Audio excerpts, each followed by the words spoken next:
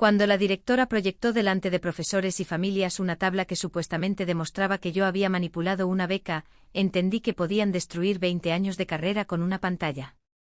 La alumna ganadora había pasado por mi taller de preparación antes.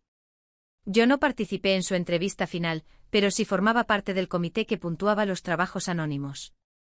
La directora aseguró que mi usuario había elevado su nota después del cierre y me apartó del proceso mientras revisaban todo.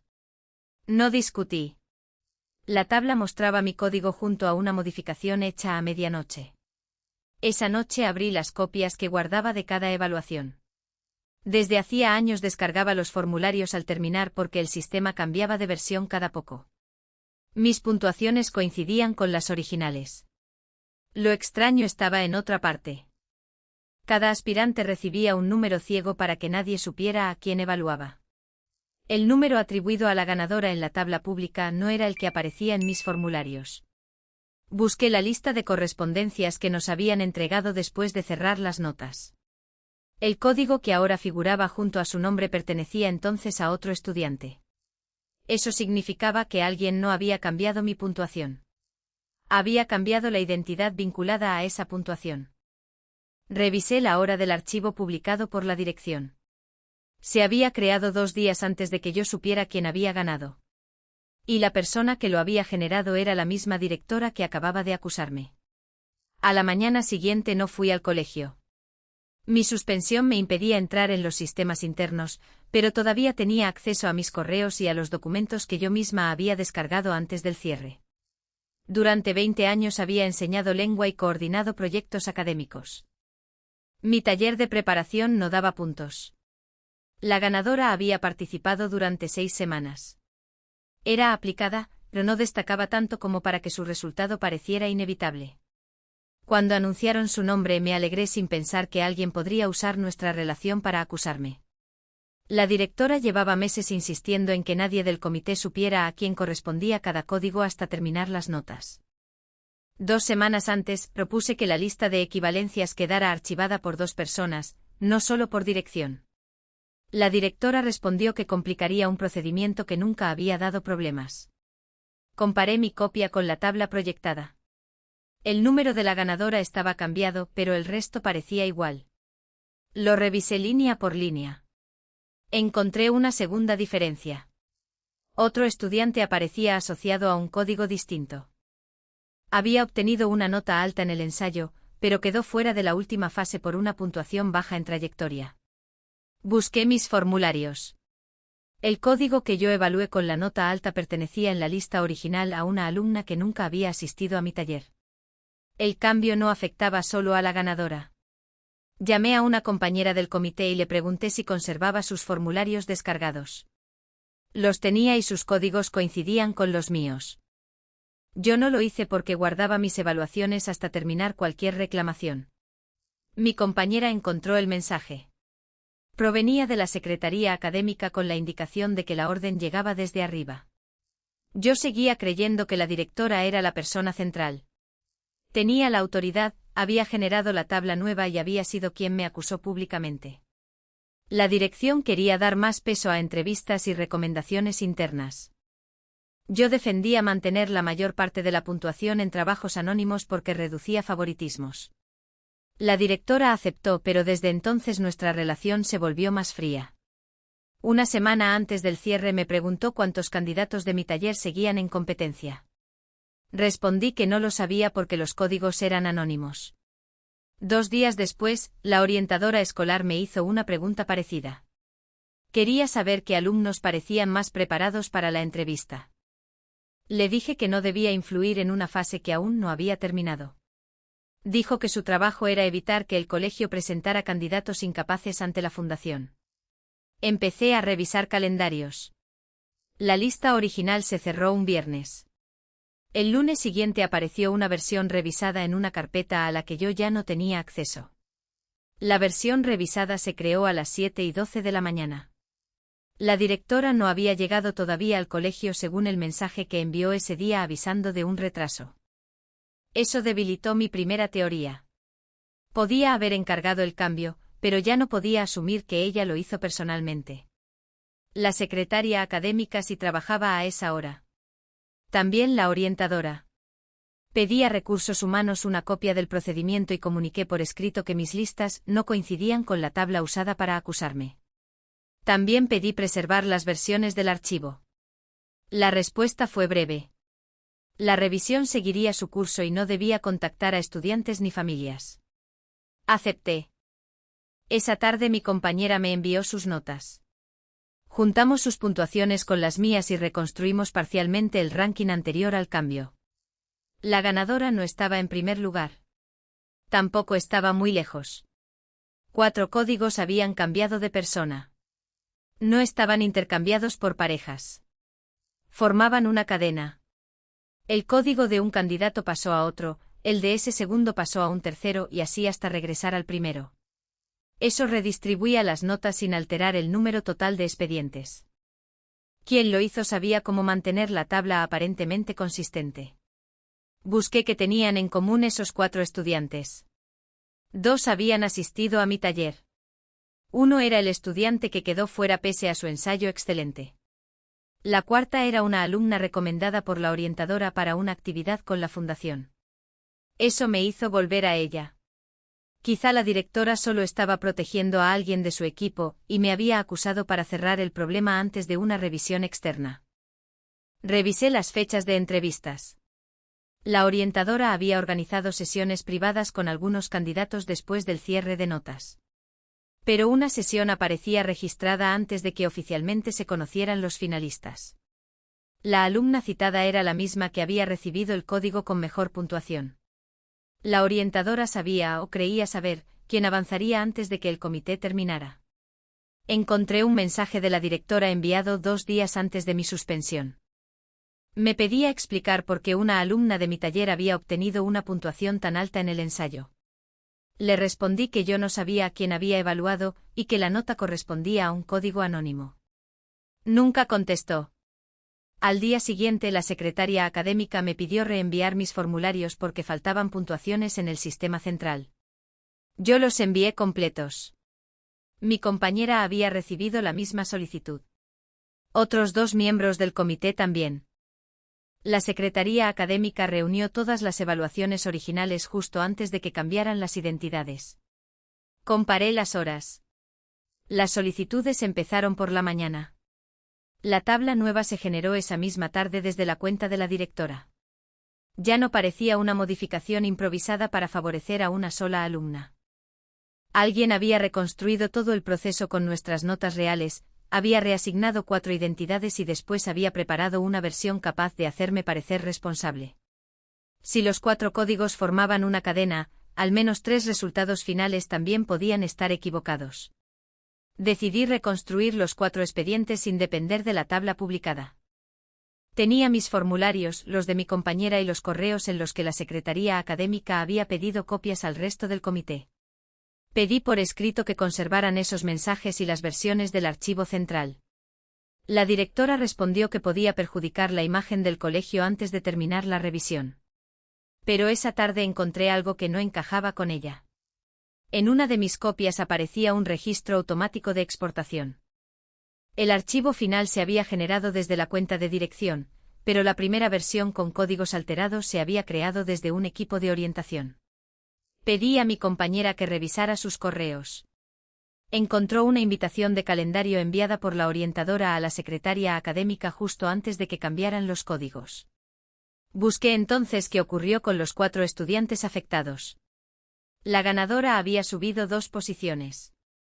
Otro candidato perdió 5 puestos.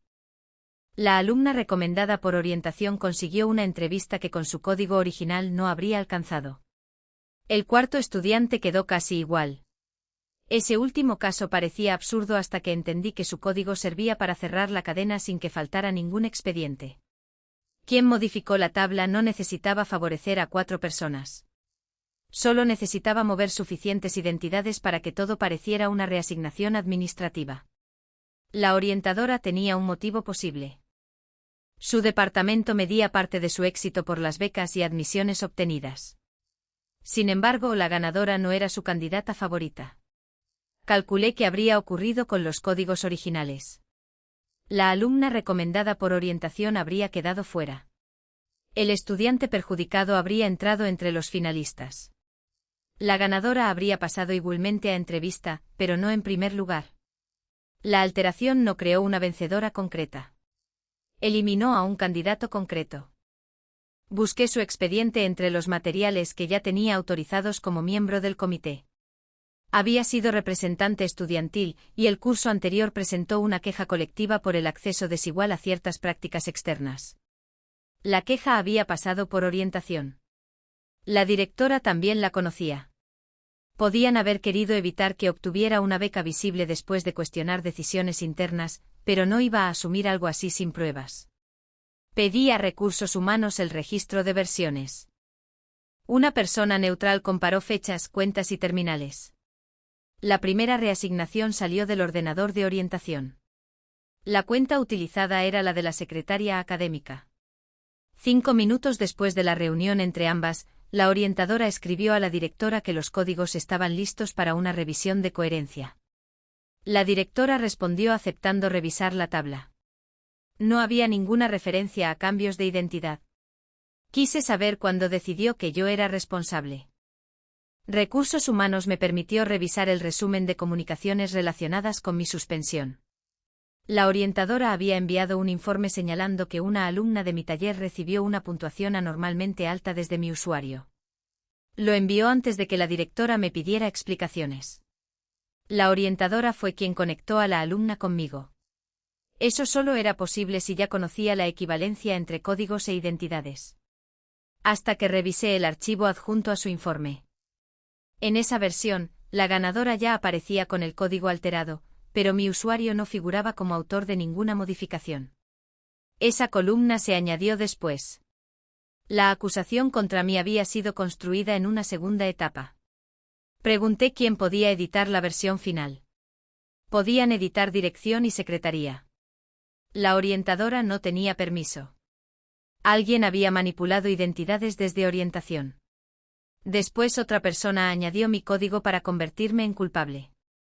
La columna apareció a última hora de la tarde desde el ordenador de dirección. Pensé que todo volvía a señalar a la directora. Entonces Recursos Humanos encontró un dato decisivo. Aquella tarde ella estuvo casi 2 horas en una reunión fuera del edificio. Sus correos salieron desde el teléfono y su ordenador permaneció encendido en el despacho. La secretaria académica tenía acceso habitual para preparar documentos. La columna con mi código apareció 17 minutos después de que la directora saliera. 6 minutos antes, la tarjeta de la secretaria había abierto la puerta. Ella había reunido nuestras evaluaciones originales, conocía los códigos y podía usar la sesión abierta de dirección. Pero todavía faltaba el motivo. No dirigía orientación ni ganaba nada con una beca concreta. Busqué entonces sus correos relacionados con la revisión administrativa prevista para ese trimestre. Había una preocupación repetida por una futura auditoría sobre prácticas, becas y recomendaciones. La secretaria llevaba años gestionando esas bases de datos. Si el estudiante que había presentado la queja obtenía una beca importante, su expediente podía volver a atraer atención sobre procesos ya cuestionados. Aún así, no explicaba por qué la orientadora había iniciado la reasignación. La clave estaba en la versión más antigua. La orientadora no había cambiado 4 identidades. Solo había cambiado 2 códigos. Había movido a su candidata preferida para que entrara en la entrevista. Los otros 2 cambios aparecieron después.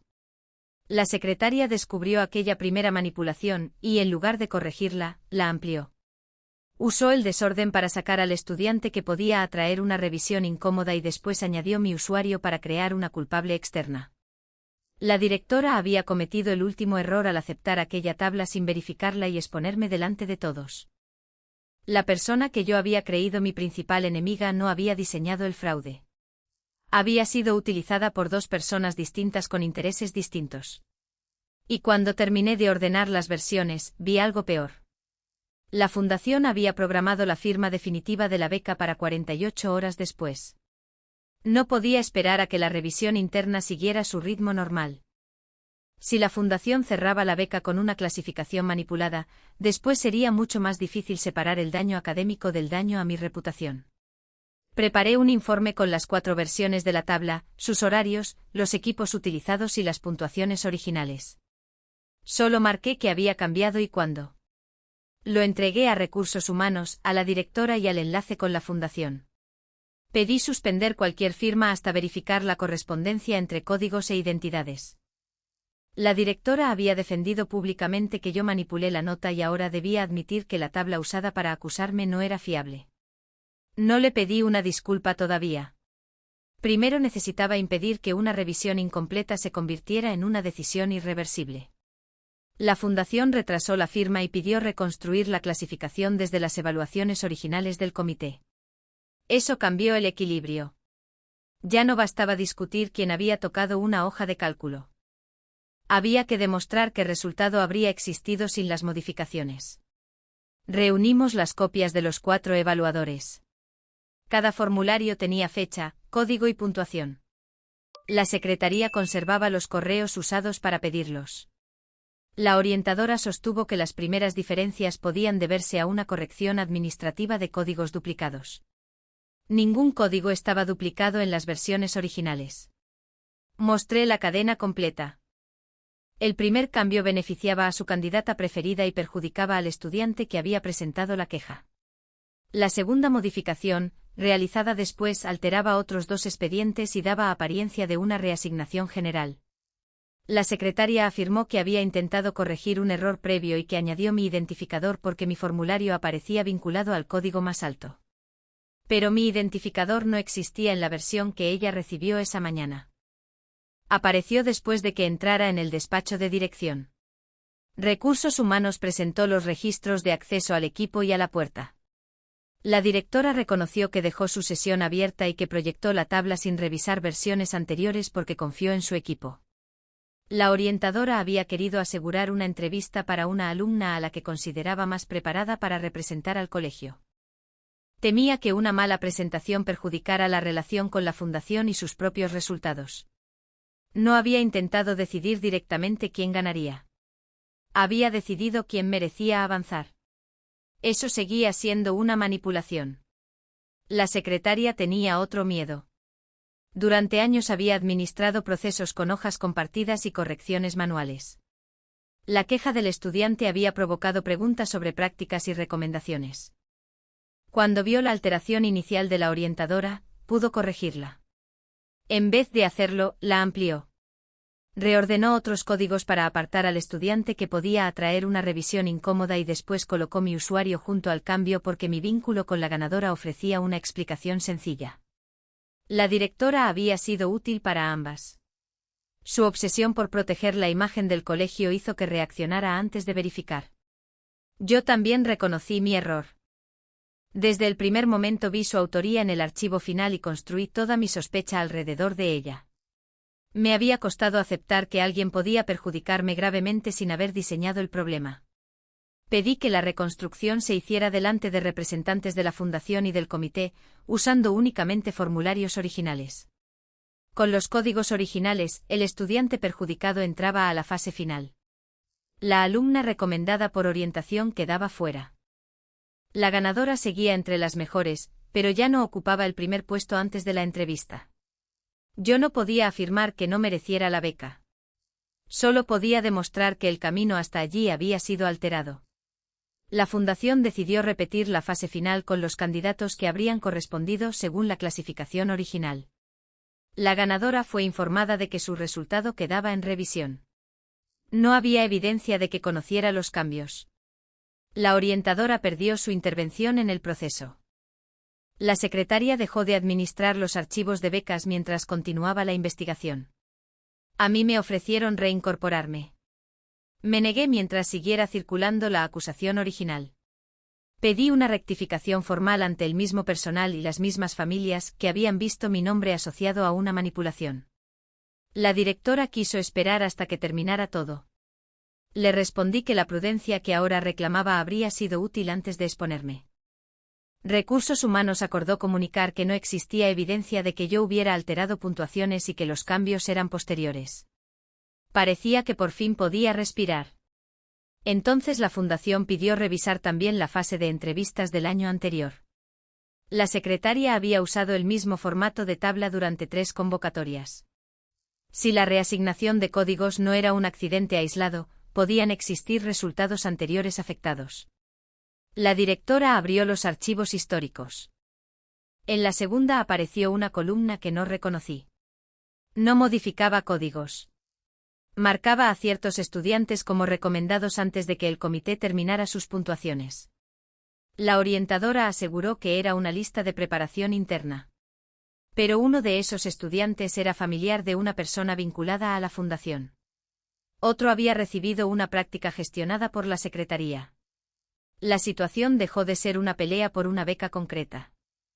Ahora la fundación podía cuestionar años completos de colaboración. Y en medio de esa revisión apareció un correo antiguo enviado desde mi cuenta institucional.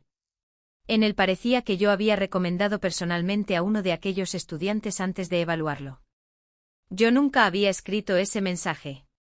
Pero esta vez no bastaba con comparar una hoja de cálculo. El correo estaba archivado en el servidor con mi dirección, mi firma automática y una fecha de hacía 2 años. No negué el correo solo porque no lo recordaba. Pedí conservar el mensaje completo y revisar sus metadatos, porque mi dirección y mi firma demostraban de qué cuenta había salido, no quién había usado el ordenador. 2 años antes coordinaba un proyecto de lectura y algunas tardes compartía despacho con orientación. En aquella época varias sesiones quedaban abiertas y nadie cerraba el navegador. Recordé que después de una actualización empecé a cerrar siempre mi cuenta porque una compañera envió por error un mensaje desde la sesión de otra persona. Busqué mis correos de aquel mes. El supuesto mensaje de recomendación se había enviado un martes a las 6:18 de la tarde. Ese día yo no estaba en el colegio. Conservaba una solicitud aprobada para acompañar a un grupo a una actividad fuera del centro y varios correos enviados desde mi teléfono durante el trayecto. El registro de acceso confirmó que salí poco después de las 3 y no volví. Eso demostraba el uso de una sesión abierta, pero no identificaba a nadie. Recursos Humanos revisó desde qué equipo se había enviado el mensaje. Era el ordenador del despacho compartido que yo utilizaba entonces. La tarjeta de la orientadora había abierto esa zona pocos minutos antes. La secretaria también podía entrar, pero su acceso constaba en otro edificio a esa hora. La orientadora sostuvo que no recordaba aquella tarde. No necesitábamos su memoria. El archivo adjunto había sido creado desde su cuenta 40 minutos antes. Era una ficha de recomendación para el estudiante que después apareció entre los candidatos preferentes.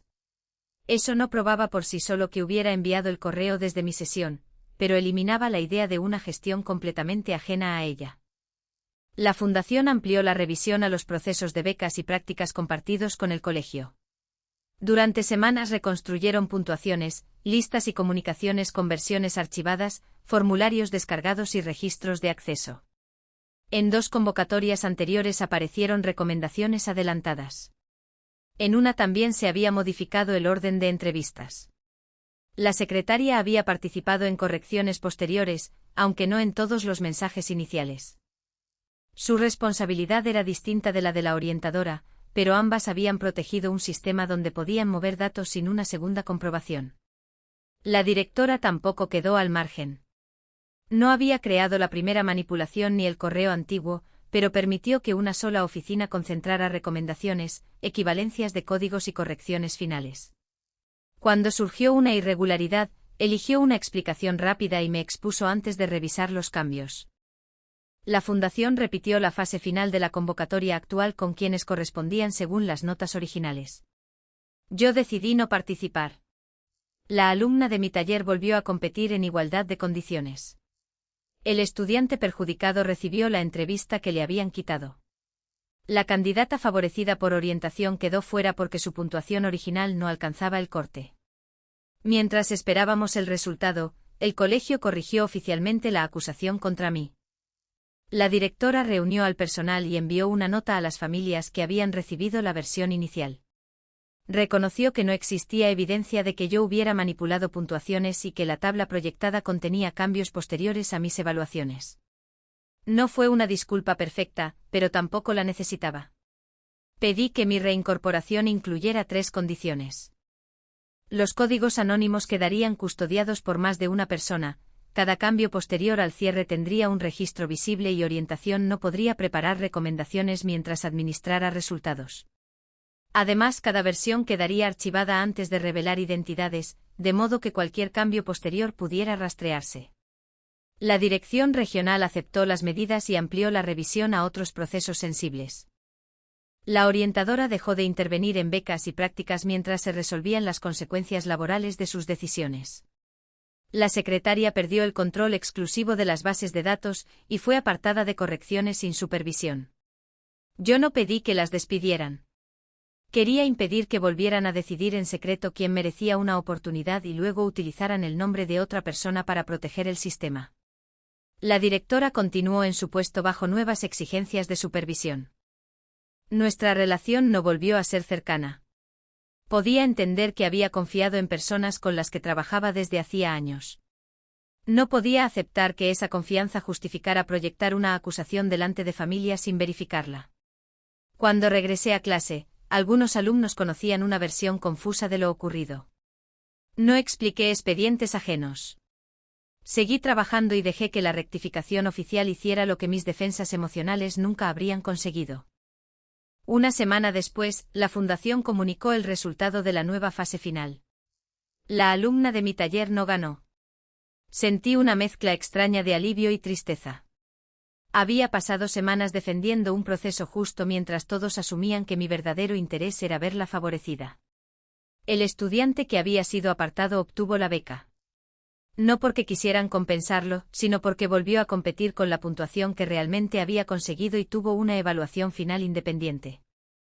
Aquello cerró la pregunta que había iniciado todo. Yo nunca había necesitado cambiar una nota para ayudar a nadie. El sistema manipulado había necesitado acusarme precisamente porque mis evaluaciones originales no servían para justificar lo que otros querían hacer.